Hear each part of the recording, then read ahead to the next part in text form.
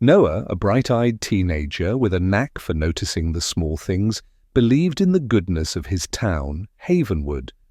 But one day everything started to shift when a new neighbour, Mr. Sterling, arrived with promises too good to be true.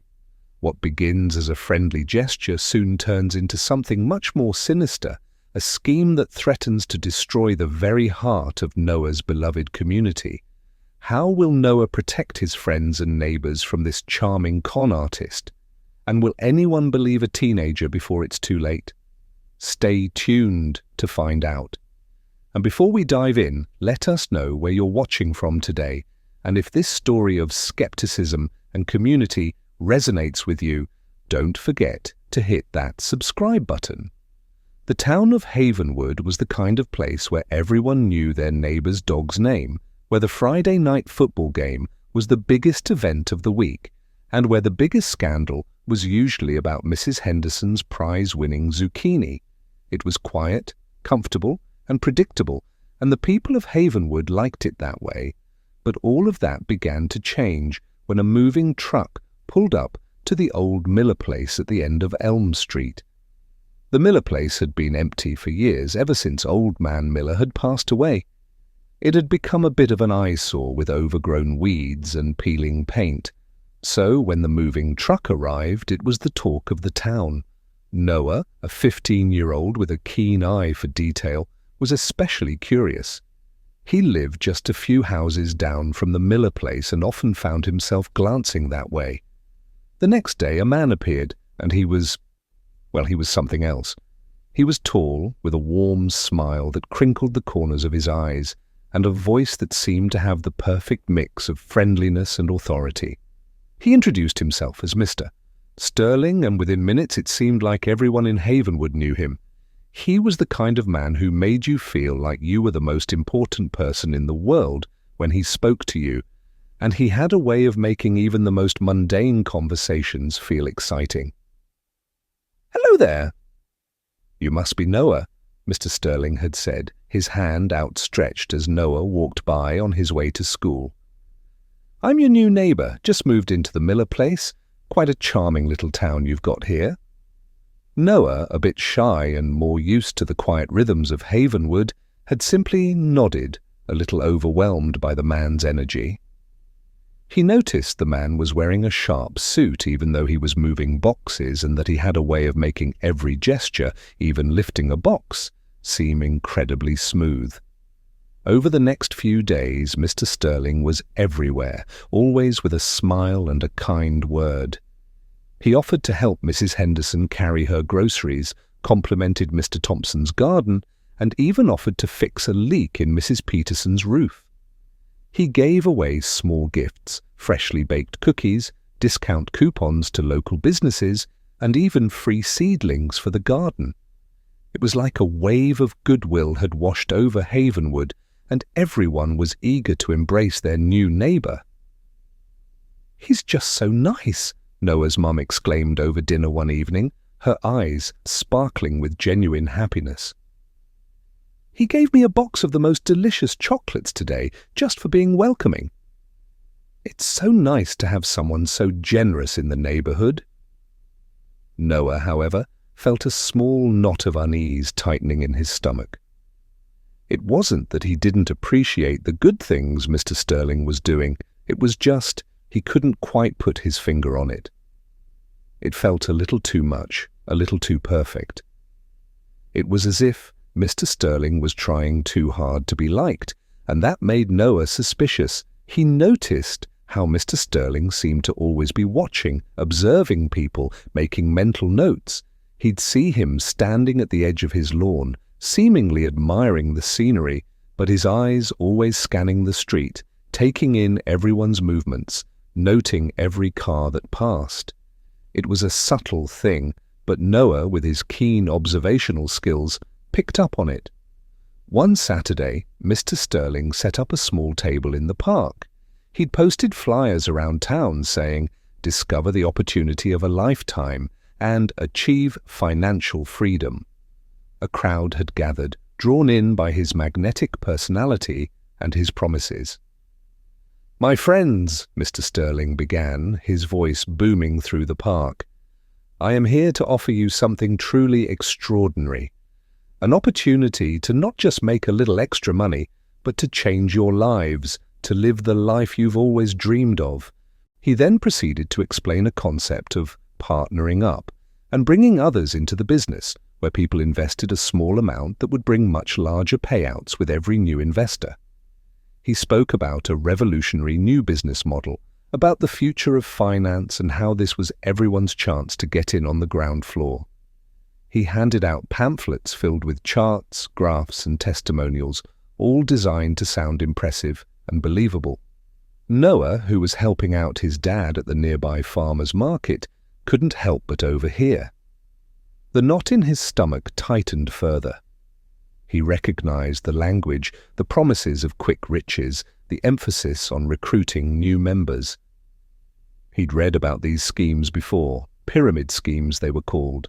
They started with a burst of excitement and then collapsed, leaving everyone at the bottom worse off than they began. His dad, noticing Noah's focused expression, nudged him gently. "Something on your mind, son?" Noah hesitated, not sure how to explain his feelings. "Dad, do you think Mr. Sterling's business sounds a little too good to be true?" His dad, a kind, hard-working man who believed in the best of people, shrugged. "Well, I don't know much about that kind of stuff, Noah, but he seems like a nice enough fellow." "But that's just it, Dad," Noah exclaimed, frustration mounting. "He's too nice, he's trying so hard to be liked, that it feels like he's trying to hide something." His dad patted him on the shoulder. "Now, Noah, you're probably just overthinking it. People like to be generous. Let's not judge him too quickly." Noah knew his dad wouldn't understand. He was too trusting, too kind to see the darkness hidden beneath Mr. Sterling's charming facade. He realized that if he was going to protect his town, he had to do it himself. That night, Noah decided to do some research. He spent hours on his computer, digging into information about Mr. Sterling and the business opportunity he was promoting. The deeper he went, the more disturbing things became. He discovered that the charts, graphs, and testimonials were fake, and that the business model was a textbook definition of a pyramid scheme. He found reports of similar scams across other towns with an unusual pattern of the same charming individual named Mr. Sterling. The man's real name, as far as he could gather, was possibly Sterling, but definitely not Sterling, who had won the Community Leadership Awards Mr. Sterling had often been referencing during his conversations as proof of his great character. The more Noah discovered, the more he realized that he wasn't just dealing with a charmer, but someone dangerous, someone who preyed on the good nature of others. The next morning, Noah felt a sense of urgency he hadn't felt before. He knew he couldn't stand idly by while Mr. Sterling was taking advantage of everyone in Havenwood. He had to find a way to expose him, to warn his neighbors before they lost everything. But he also knew it wasn't going to be easy. Mr. Sterling was popular, well-liked, and persuasive. He would need hard evidence and a strong strategy to convince anyone. He decided to start by talking to some of the people who had invested in Mr. Sterling's business. He visited Mr. Thompson, who had put his savings into the scheme, hoping to retire earlier and spend more time in his garden.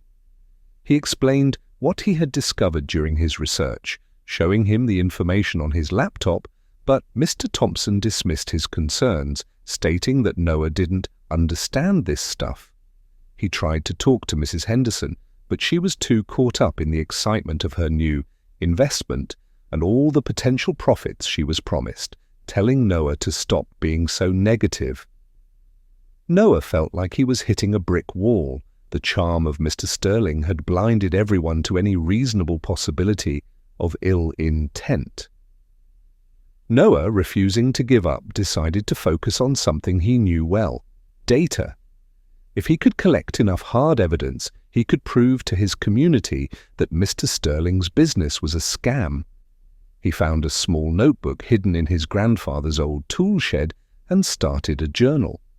He wrote everything he knew about Mr. Sterling, from the suspiciously fast renovation of the Miller place to how Mr. Sterling collected and processed the people's money.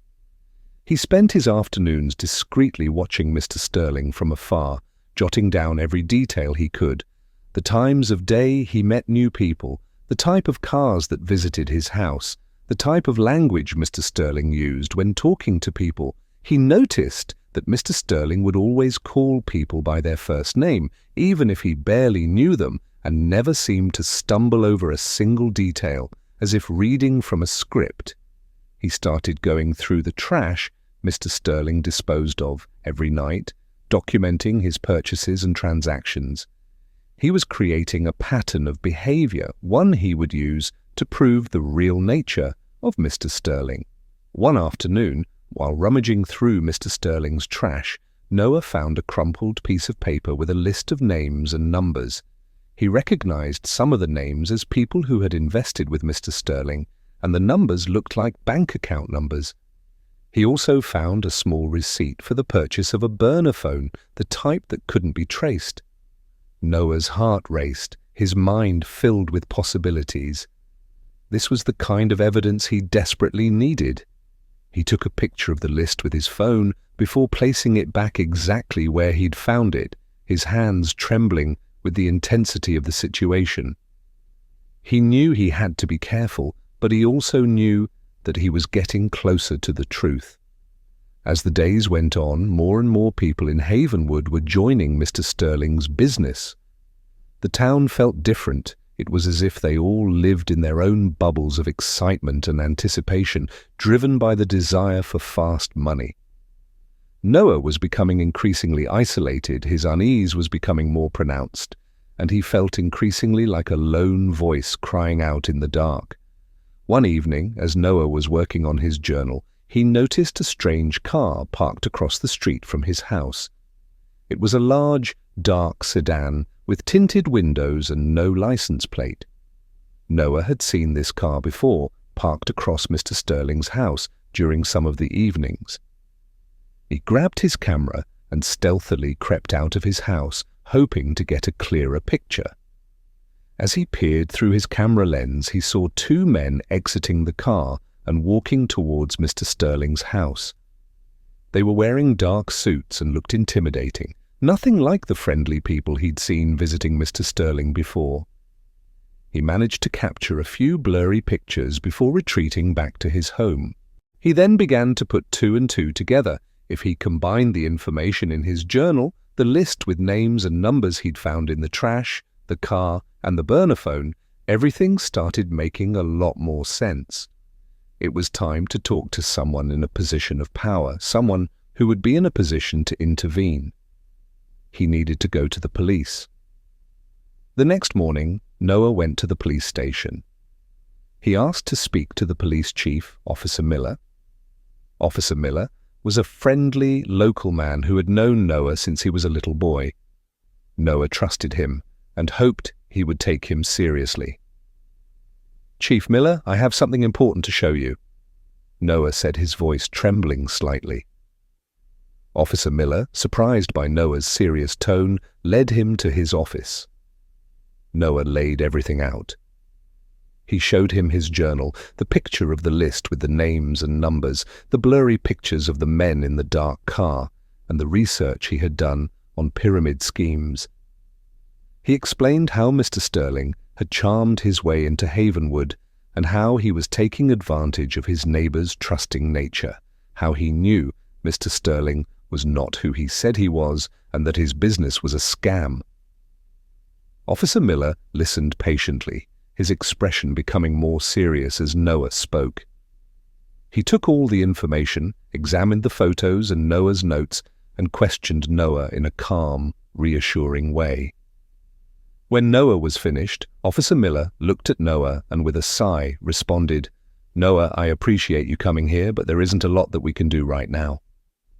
I understand what you're saying, but it is mostly based on speculation. It's not solid evidence that will hold up in court. We can't just go around arresting people for being too nice." Noah's heart sank. He had hoped Officer Miller would take action immediately, but he was now realizing it wouldn't be that simple. He had failed to persuade Officer Miller just like he had failed to persuade everyone else.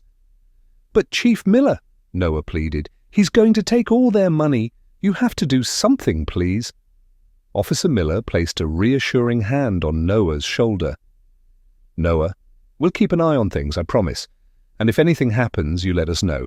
But for now, I can't just go on hunches. We need solid proof." Noah left the police station feeling discouraged and defeated. It felt like he had done everything he could, but nothing was changing. Everyone in Havenwood was still under Mr. Sterling's spell, and he didn't know how much longer it would be before they all lost everything.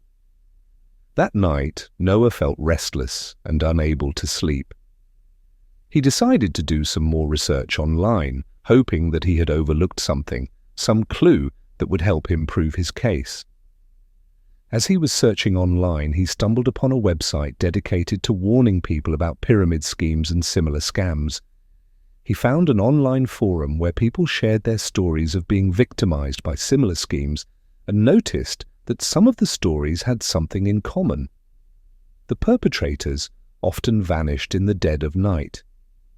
Noah's eyes widened as he realized he didn't have much time left. Mr. Sterling wasn't going to stick around for too long. It was only a matter of time before he took all the money and left Havenwood, leaving everyone empty-handed. If he didn't act now, it would be too late. He grabbed his journal and began to analyze all the information. He realized that most of the transactions and new investments took place during weekends, most likely because that's when people weren't working. He also realized that the dark sedan usually arrived to Mr. Sterling's house on Saturday evenings. This is when Mr. Sterling would most likely leave Havenwood. He had to do something this Saturday, and he had to be very smart about it. The next day, Noah made a plan. He decided to get help from his friend Emily, who was tech-savvy and had an interest in photography.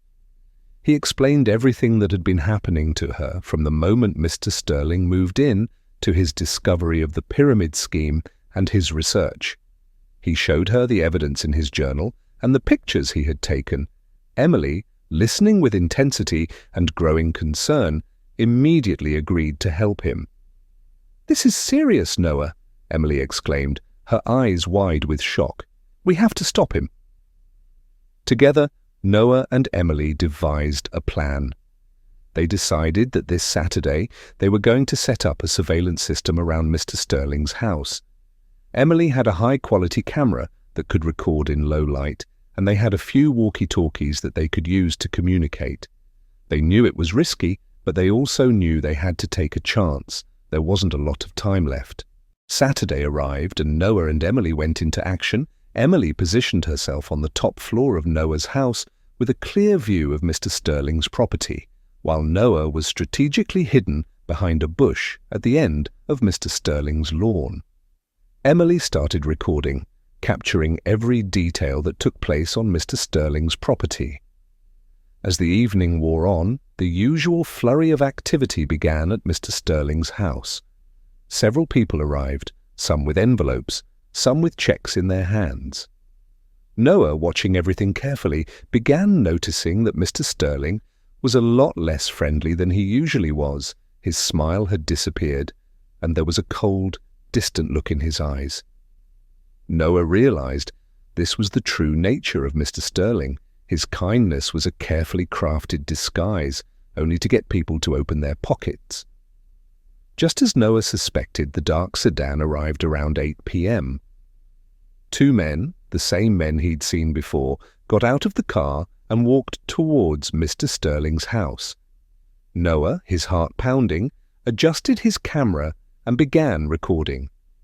Emily was communicating every detail through the walkie-talkie. She knew how important the footage was. A few minutes later, Mr. Sterling emerged from his house with a large suitcase. He looked around cautiously as if making sure nobody was watching. The two men helped him load the suitcase into the trunk of the car. Mr. Sterling then got into the car, and they drove off, just like Noah expected. Noah, realizing they were leaving, decided to follow them from afar. He grabbed his bike and started pedaling frantically, trying to keep up with the car. He knew this was dangerous, but he also knew he had no choice. Emily was tracking him using the GPS on his phone and was ready to call the police if he got in trouble. Noah managed to keep a safe distance from the car, following it all the way to the local bank. He watched as the two men helped Mr. Sterling carry the large suitcase into the bank.